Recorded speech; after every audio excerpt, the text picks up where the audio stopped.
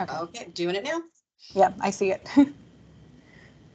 Okay, a very good afternoon, everybody, and thank you for joining us for the seminar today. We are really excited to have Dr.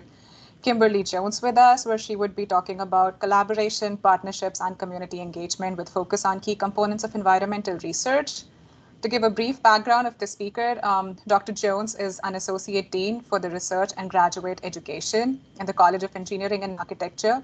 She's also a professor and chair in the Department of Civil and Environmental Engineering at Harvard University. She holds a Bachelor of Science in Civil Engineering from Harvard University. From then, she had a MS in Civil and Environmental Engineering from University of Illinois. And she did her PhD in Environmental Engineering from the Johns Hopkins University. Her research interests include water and wastewater quality, membrane separations, global water treatment, environmental justice, risk evaluation, and environmental nanotechnology.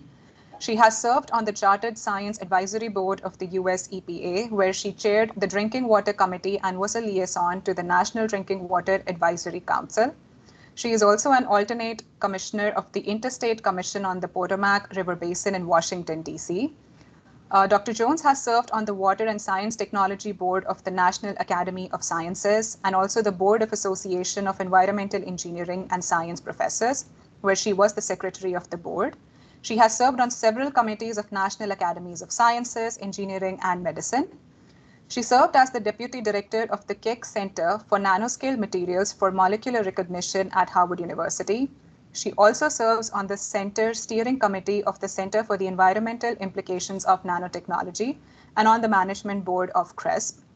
Dr. Jones has received various accolades, amongst which are the Researcher of the Year Award from Harvard University, a Top Woman in Science Award from the National Technical Association, the Outstanding Young Civil Engineer Award from University of Illinois Department of Civil and Environmental Engineering, an NSF Career Award, an Outstanding Leadership and Service and Outstanding Faculty Mentor Award from Harvard University, and Top Women Achievers Award from Essence Magazine. So with that introduction, I think I will pass on the floor to Dr. Jones. All right. Thank you so much. Thank you for that introduction, and thank you for inviting me to come and talk to you all today. And so, as Rupanjali mentioned, I want to talk to you today about collaboration, partnerships, and community engagement as key components of environmental research. And it's my understanding a lot of you all are PhD students and postdocs and early career investigators. So what I hope to do today was to just really talk about some of my experiences and how some of these other issues that I named can be and should be key components of your research program. And I switched my job a little bit. I'm now Associate Provost and Professor of Civil and Environmental Engineering, but still at Howard University. All right, so just my professional background. This is how, and I started this way for a reason. It hopefully will make sense after a couple slides, but I know Rupanjali just did a very generous introduction of me, but I did want to just talk about just kind of who I am, how I identify as a professionally. As a researcher, you know, I think we all identify as researchers. We figure out, you know, how we as engineers and scientists can help solve some of these, you know, particularly very complex environmental issues. And so I do research in environmental engineering, water quality, remediation, nanotechnology. I'm also an administrator. So for about 15 years, I've held, you know, different administrative positions in academia. And I always consider myself a faculty member. I think first and foremost, I'm a faculty member, so I'm engaged in teaching, research, service, professional development. So professionally, I feel like these are my responsibilities. These are the things I think about and do every day. But I also want to think about what related issues do I care about? So related to those environmental topics that were mentioned and related to my work, what are the things that I are related to my research and that I care about in terms of, you know, making sure these things happen in the midst of my research. So some of those things are broadening participation. that means broadening participation in the research enterprise. And that's some of you have sometimes heard of the missing millions. You know, there are a lot of folks who very qualified people who probably could and should be more engaged in the scientific process, but for various reasons they aren't. And so we need to reach those missing millions. So the concept of broadening participation is one that is very important to me. Also, environmental equity and justice. My research, as I mentioned, I did not include this as one of my core components of my research, but I do believe as environmental researchers, environmental scientists and engineers, we do need to start thinking about issues around equity and justice as a core part of our work, not just kind of as an add-on or something someone else does, but really to start thinking about those issues as a core component of our research. Community engagement. Environmental, I always say issues around the environment touch everyone, whether or not they're a scientist or engineer, whether or not they work in that field, but just your everyday people who live in the communities in and around our nation are touched by decisions we make as environmental engineers and scientists. Some of our solutions, they will be affected by those. And so I do think it's really important to engage the community as early as possible as we are developing solutions to some of these issues that we study. And also forming strategic partnerships. As you'll see as I talk today, I believe that we should not be doing any of our work in silos. I know sometimes as PhD students, we're trained to, get really deep in a subject and really become the expert in a certain topic.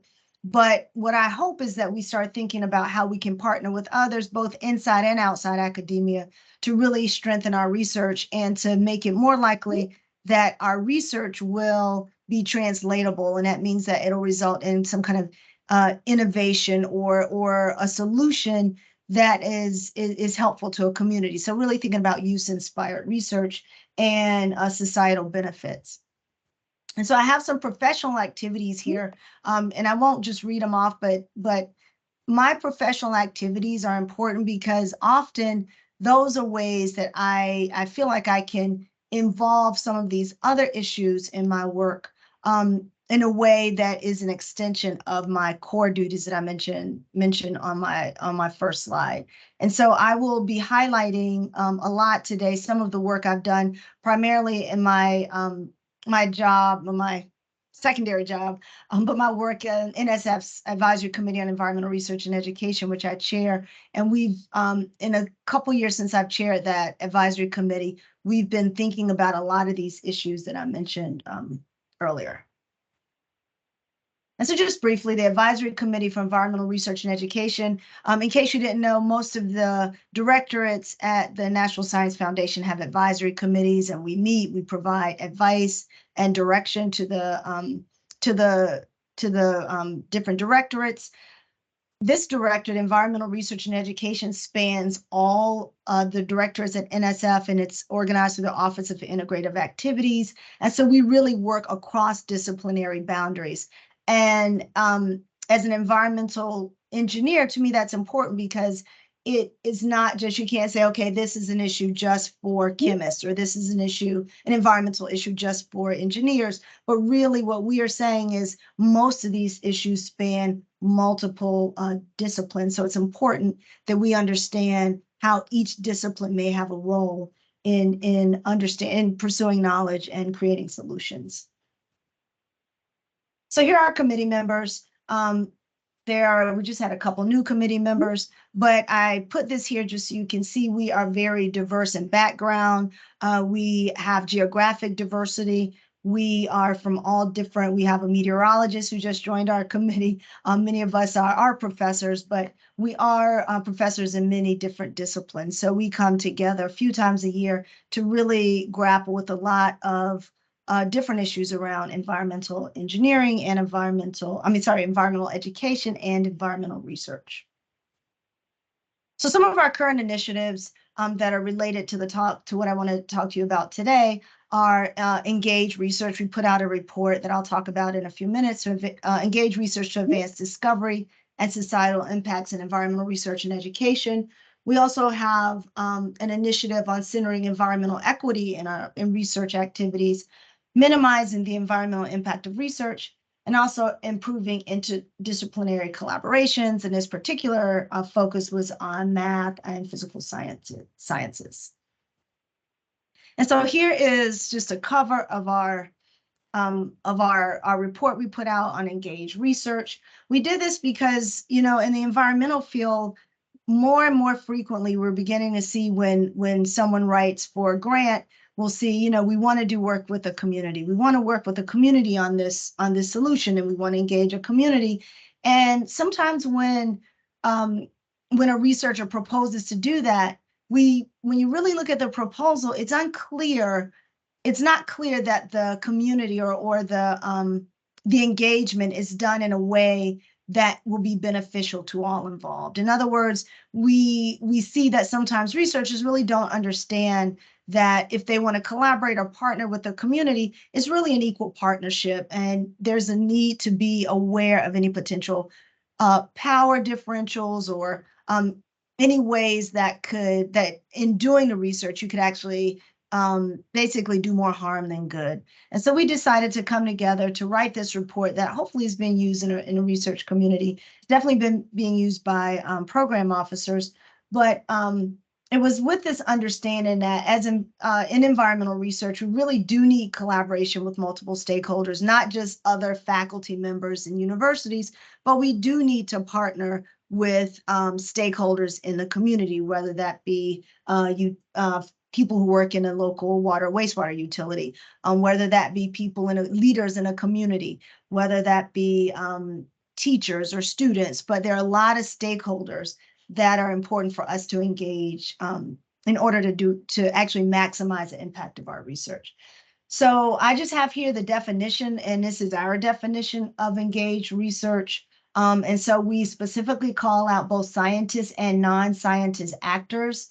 And it explicitly recognizes that there's lived experience beyond just scientific expertise that can be very beneficial in the pursuit of scientific discoveries, particularly when it comes to issues around the environment, which has a number of challenges that we're grappling with right now. And so we did a conceptual framing. We looked at sustainability and environmental systems. We looked at community-based participatory research, which social scientists tend to really do more than at least me as an engineer. And we thought about ways to do effective co-production. And that really means, to think about how we might actually produce different make different products, whether that be research articles or coming up with our research methodology, but how we actually engage in co-production along with these stakeholders, and not just to have the academics or the scientists to tell the non-scientist actors how the research should go, but it really should be a co-production of the components of the research. So I'm going to jump down to the summary, and when we're finished, I can maybe drop the link in so you can read the report if you're interested.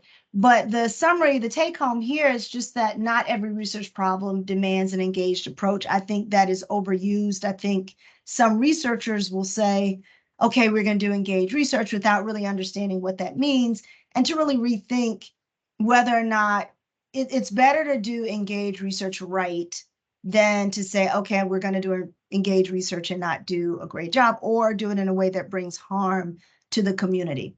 And so understanding whether or not your research problem demands an engaged approach is first and foremost. And if it is, that we really need to come up with, this report does go through some really exciting benefits of engaged research, and it also outlines some potential pitfalls. And in the Q&A, if you all want to hear more, I'm happy to go through those. But I want to switch gears now to an issue that's related to engaged research, but it's another one that I've begun to touch on in some of my other activities, and that's issues around environmental equity and environmental justice. I have here a definition of environmental justice that I've just taken from the definition that has been adopted by our federal government. And that's just a fair treatment and meaningful involvement of all people with respect to the development, implementation, and enforcement of environmental laws, regulations, and policies. So this, the issue around environmental justice, I call it out because this really is the issue that that inspired me to pursue a career in environmental engineering. I came into college wanting to be a structural engineer. I knew I wanted to be an engineer, but I was really leaning towards structural engineering. And I had an internship one summer after my sophomore year of college. And I happened to talk to an engineer who really, and this was many years ago, about 30 years ago, and they told me about environmental racism. And it's a term that I just had not ever heard of. And it really inspired me to think about pursuing a career in environmental engineering instead of structural engineering. And I'm really glad I did that. But environmental justice in the last few years has become more and more, issues around environmental justice have been amplified. And so environmental justice is a response to just increase awareness of environmental racism. And his pictures on the right show, the top picture shows a community protesting in 1982. They were protesting a PCB landfill that was slated to be placed in their community, is in Warren, North Carolina. And the community found out about it. They went out, they protested. And this was the first time that an issue around environmental justice really got national attention. And unfortunately, the community lost the battle, and the landfill was placed in their community. However, due to all the attention on this issue, it really began a national conversation about environmental injustice and different issues that were happening across the United States. And this picture on the right shows a more recent issue or with coal ash contamination or coal ash leak from a company in North Carolina. And this picture, the gray here, this is an effluent pipe from an energy company in North Carolina, and it just shows coal ash waste being leaked into the Dam River in North Carolina. And so these issues still are happening. And so I do think it's important as engineers for us to, for a number of years now, I've been trying to talk to my engineering colleagues about the importance of understanding these issues and not assuming, well, as an engineer, I deal with technical solutions, and these technical solutions don't have anything to do with environmental justice or environmental equity. I do want to call out a difference between justice and equity. They're very closely related, but I got this picture off the web because I think it's a good way to explain a difference in environmental justice and equity as we often think about it. So you see this picture of you identifying inequality where someone may be, in this case, we have this tree that's tilting to the side, apples just falling plentifully to one person, the other person there's none because the tree's leaning the other way. So when you think about equality, a lot of people say equality is more important. Equality means let's give them both the same ladder, give them both equal height to the tree. But you see, because the tree is leaning, the person on the right still can't get to these apples. But let's think about this right side of this picture, equity and justice. Environmental equity means you kind of figure out a tool that identifies the inequality and addresses it. In this case, give the person a higher ladder so they both can reach the tree. Or environmental justice, where you fix the system. In this case, you fix the tree. You just prop the tree up so that now the tree is equal, so you don't need different tools. You don't need custom tools anymore because you fix the injustice. So that's something that I like to think about. And I pull this picture because when I have conversations, again, with some of my engineering colleagues, they'll say, well, we leave it to policymakers and lawyers to think about environmental justice. That's really not our job. But when you think about environmental equity and we think about our roles as scientists or engineers, we do create tools, we do create solutions. That's our job. And so we try to understand the scientific underpinnings of these issues so that we can identify tools that will reduce the inequities or create more equity. And so just we know concerns over environmental inequities are increasing in our country. I'll just call out a few. In the Southwest, there are issues around nitrates and arsenic in the San Joaquin Valley, for example. In Hispanic households, we have in South Central part of the United States issues around nitrates, and also a lot of unpiped communities, which goes to water insecurity. There are a lot of communities in Sand Branch, Texas, for example, where they just don't have piping. The whole community depends on bottled water. We also have issues in the southeast part of the United States with coal ash and PFAS. Midwest, we have, again, a lot of unpiped communities. We have issues with lead. In the Northeast, we have issues with lead, coal ash, and PFAS. And in the North Central part of the United States, a lot of mining waste, PFAS. Finally, in the Northwest, we have issues around arsenic and bacteria. These are just examples. This is not an exhaustive list, but these are just some of the inequities or issues that have come up in the news and other places where they've identified that these issues are disproportionately distributed in certain communities. And so we bring that back to our research. And so our committee has been looking at how, thinking about the scientific response to some of that. And so we looked at, this is just a National Science Foundation, at the awards recently with the terms environmental equity, environmental justice, environmental inequality, environmental sacrifice, or environmental inequity over the years. And we see that it's interesting.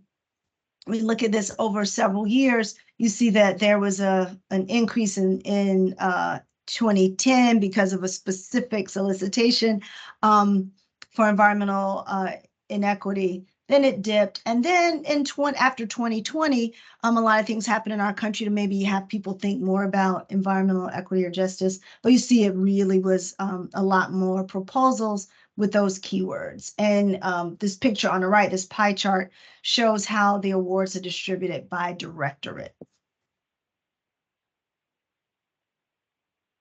And so the take home here is really just that justice and equity issues are being integrated more and more into environmental research. And that can be done in two ways: thinking about equity as a focus or critical element of the research, or thinking about equity in a research team, how you constitute the team, how you perform your activities, how you engage with communities. So there's a lot of overlap between how we think about community engagement or engaged research and how we think about equity.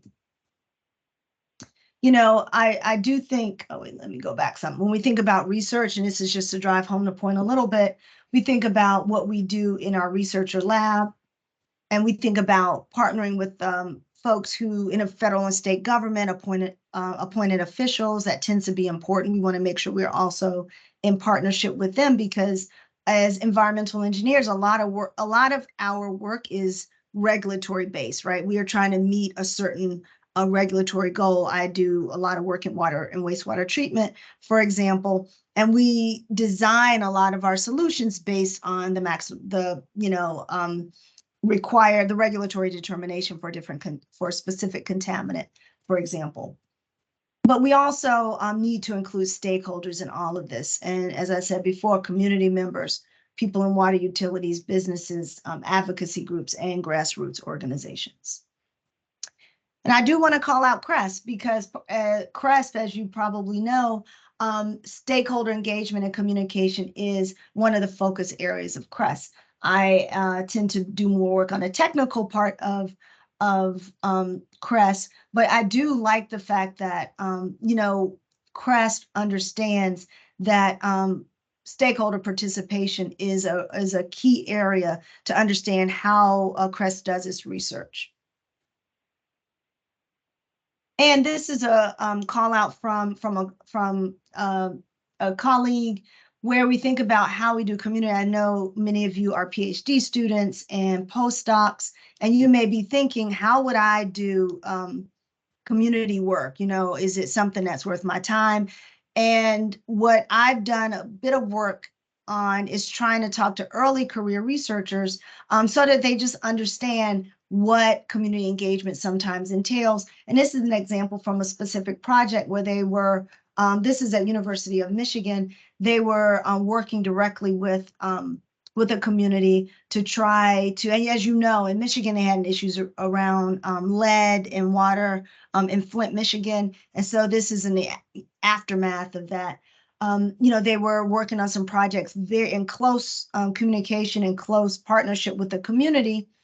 And what they realized, this is a 2-year time frame, and it took a year to it started in April 2021, where they started really getting to know the folks in a community, building trust in a community, which is a key part of community engagement. You cannot just say, okay, my proposal is funded today. Now tomorrow I'm gonna go in this community and start to work with them. You really have to do the work ahead of time to be able to really gain the trust of the community.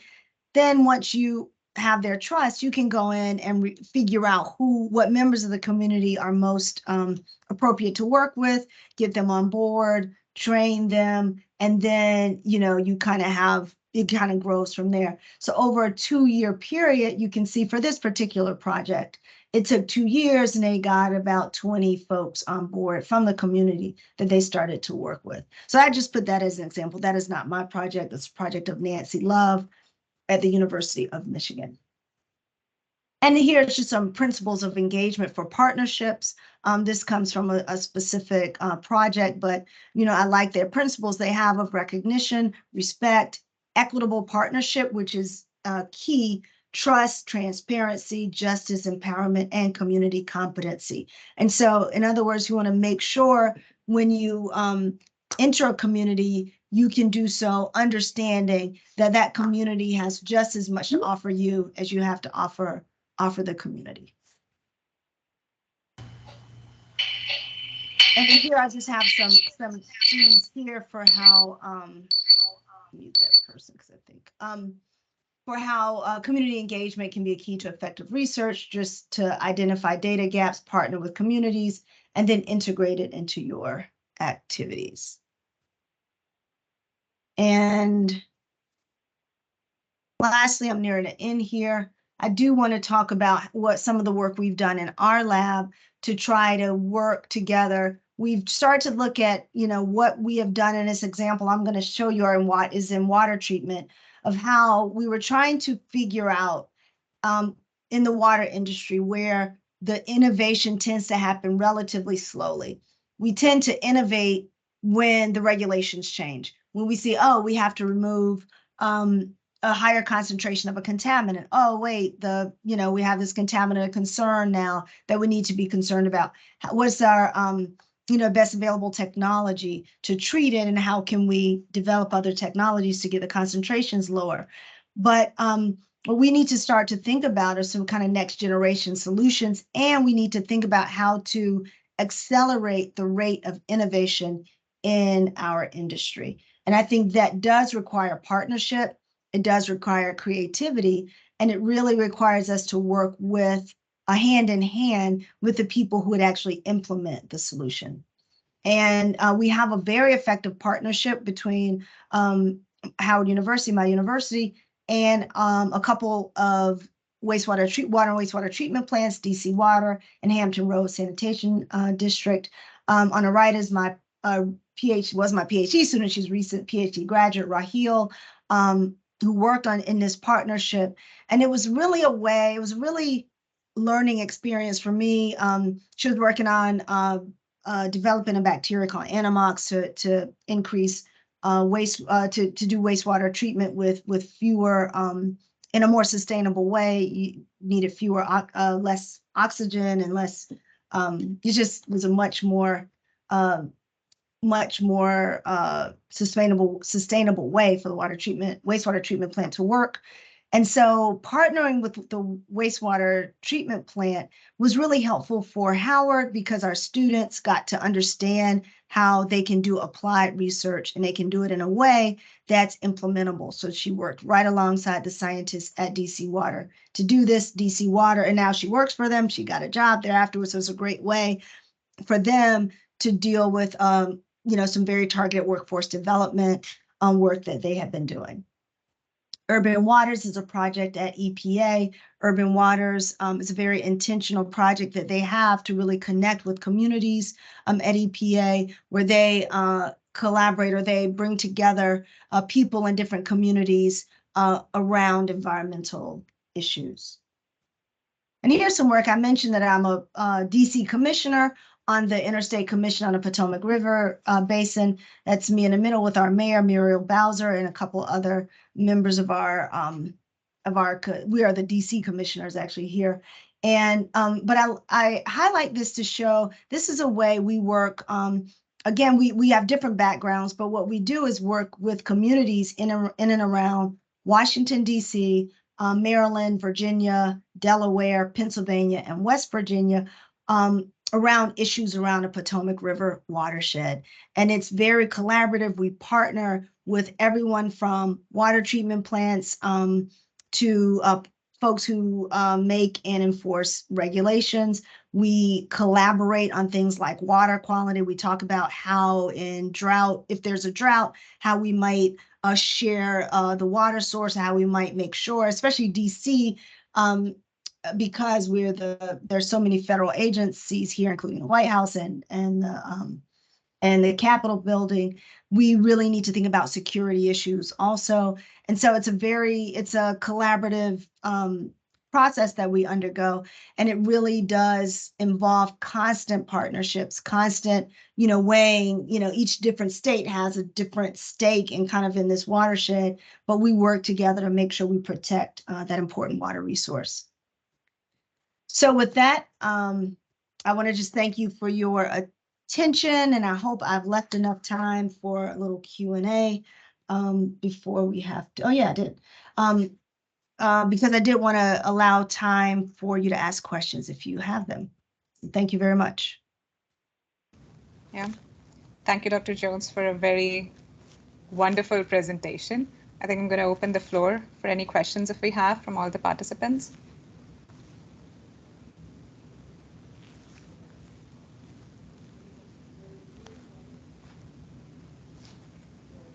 I have a question I can ask. Thank you for your presentation.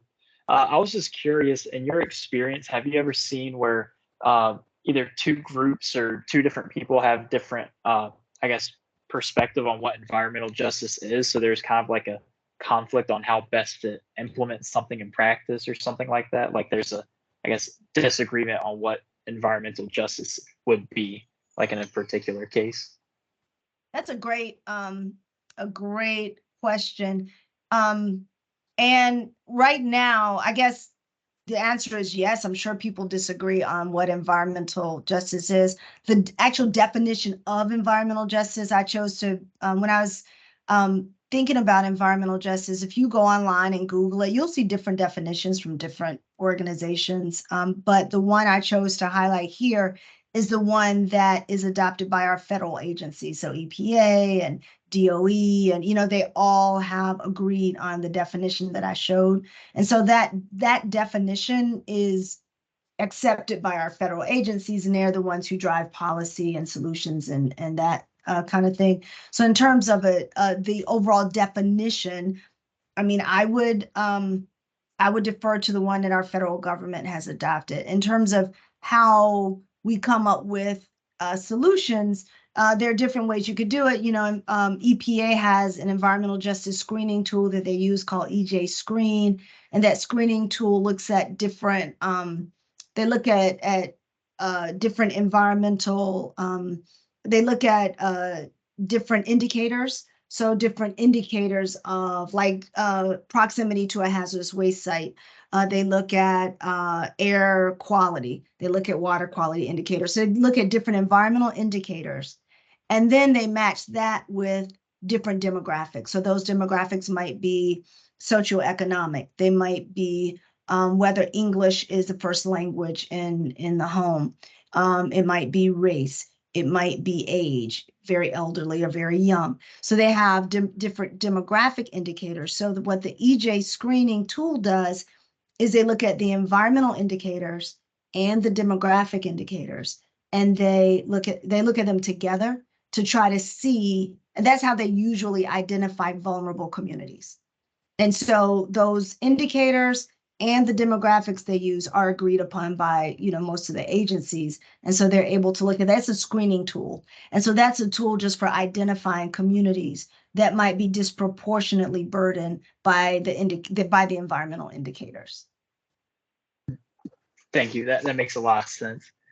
I guess it'd also be interesting if there was like an international collaboration on anything like environment-wise, like different countries may have different ideas on what they do and stuff like that. But it's nice to see that like the U.S. at least has some sort of consistent background for all of that. Thank you. And thank you. And I do think there's some, on some levels, some collaboration just because some countries are doing a great job, and so it's great to learn best practices. But I think the first step was just to try to get, I think the environmental justice issue in our federal government kind of came from a executive order, I guess now maybe 30 years ago or so, and it kind of, has kind of gone from there. But yeah, I do think there are some collaborations, but I think a lot of the partnership in our government has been done between different agencies in our government. Thank you. Mm-hmm.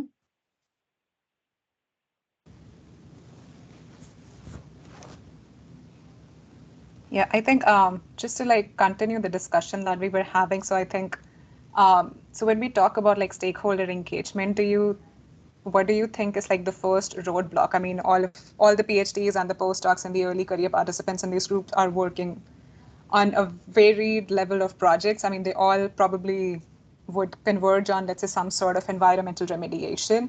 But if we are to think about how do we actually become more conscious about the societal impacts, or how do we actually engage the community, what do you think would be like the first challenge, I think, to like cross that barrier in your experience? I think one of the barriers is, really just identifying which members of the community would be most appropriate. That may vary depending on the issue that you're trying to solve. But you also have issues like around stakeholder, you have stakeholder fatigue, right? If you keep going, you have a member of the community who's a leader in the community, has a knowledge of whatever environmental issue you're trying to solve. So everybody tends to go to that person. And then that person is stretched beyond, so you do have stakeholder fatigue. That is a real thing. And then they just, stop engaging. We also have issues where, a lot of times members of the community say they engage with a researcher and say that research doesn't go well for whatever reason. And then, that researcher may be, say I'm making this example up completely. I'm gonna try to make it as hypothetical as I can, but say there's a community and there's a professor many years in his or her career who starts doing community engagement work, goes in that community and completely messes it up. Community's like, what's going on? Like, we don't know, it doesn't go well. And then that person retires. And then years later, someone else who may not even know that person says, wow, let me go in this community and do some work. But the members of the community are still there. And they have, that memory of, wow, some researcher came in here and it didn't go well. And what's going to happen is then a second researcher who comes in, who may now have the community engagement situation down. They know how to do it and they have a great plan and all this. But the community has already lost trust in researchers. They don't necessarily say, well, this is a different person. It may be different. What they're going to say is, we don't want any parts of this. We don't want to be involved. And so I think making sure, and that's why we wrote that report on engaged research, because we know that, and we're trying to reach as many, researchers who are interested in that kind of thing as we can, because we do understand that it can be done in such a way that is more detrimental, not just for one researcher or one project, but also for people who may come later and they want to engage in that community again or with a certain stakeholder, and it can cause issues. And another thing that I think could be a barrier is just the time it takes to establish that trust and, to really have the community really want to work with you and, be able to work effectively. And it does take time to figure out what kind of partnership will work best, and how to implement the tools, and whether it's communication tools or, just the kind of figuring out how, do you want to meet every month with the community? How do you need to talk to them about, what do you need to learn from them? What do they need to learn from you? It's a process. It's a lot different than what we're used to.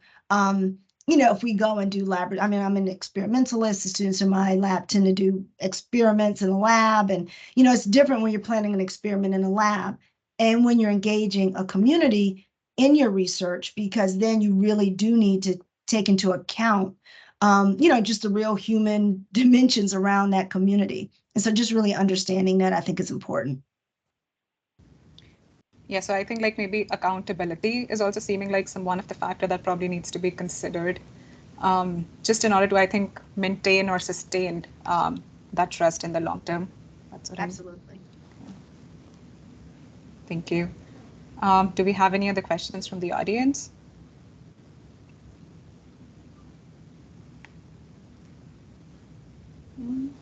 I should have gone longer. I rushed my slides because I said I want to make time for discussion, but that's okay.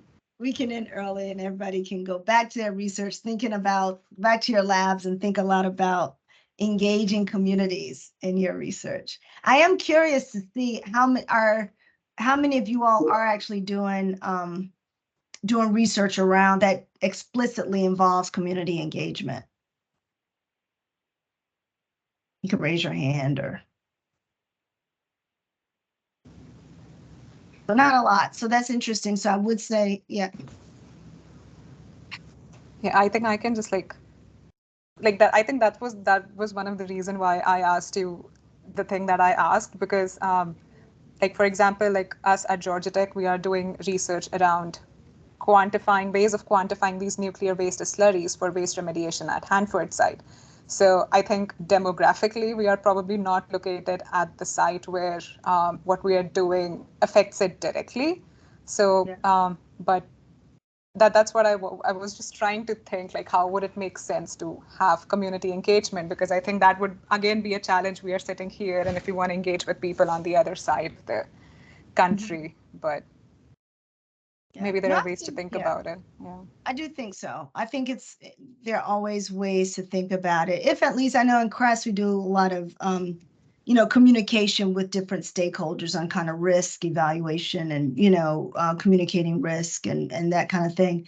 So I do think just making sure there's the lines of communication are open. Once it's established, stay open so that you can really. But I'll admit, in our project, I have a project in CRESP, and we, our stakeholders really are other scientists and engineers, are direct stakeholders because of the nature of that project. And that's why I started this with saying, the research that I do specifically does not often lend itself to direct, community engagement, right? A community engaged approach. And it is something that, I often think about, and I create ways to engage with communities around environmental education, or around, I do in my water treatment work, we're starting to do water reuse. We've started to apply it to urban agricultural gardens, and, just kind of dealing with, so we have stakeholders for that. In the partnership I have with the wastewater treatment plant, we've done some outreach there. So I do think, even if you don't engage with communities for the research, which I think is great if it makes sense, there are ways to engage with communities for your outreach. And, that's another dimension that I didn't talk a lot about today, but that is also, it actually tends to be what we do more in our lab, is engaging with communities through our outreach and education.